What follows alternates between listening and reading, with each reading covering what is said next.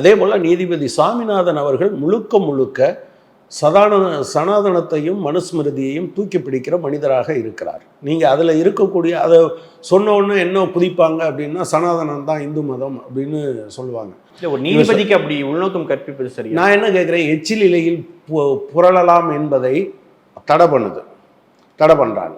ஏன் அது அசிங்கமாக இல்லையா அப்படின்னு சொல்லி நீங்கள் எச்சில் இலையில் புரள்வதை தடை செய்த பிறகு இல்லை அது புரள்றது அவங்க நம்பிக்கை அப்படின்னு சில பேர் சொல்கிறான். தீண்டாமை கூட நம்பிக்கைன்னு தான் சொல்கிறான். நீங்கள் சொல்லுவீங்களா? நீங்கள் நீதிபதிக்கு உள்நோக்கம் கற்பிக்கக்கூடாதுன்னு சொல்கிறீங்க. நான் என்ன கேட்குறேன், அவருடைய வார்த்தைகள்லேருந்து சொல்கிறேன். ஒரு ஆக்சிடென்ட் நடக்குது, வெளிநாட்டிலேருந்து ஒரு அம்மா வர்றாங்க, அவங்க காரை ஓட்டிகிட்டு போகிறாங்க. இவர் என்ன சொல்கிறாரு, இடிச்சிடறாங்க, ஒருத்தர் இறந்து போகிறார்.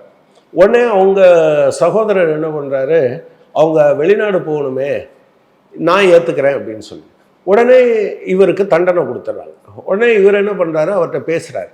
இவருடைய சக நீதிபதி தான் அப்போ இவர் அட்வொகேட்டாக இருக்கார், இவரோட இருந்தவர் தான். அப்போ அப்பீலுக்கு போகிறாங்க. அப்பீலுக்கு போன பிறகு இவரை விடுதலை பண்ணுறாங்க.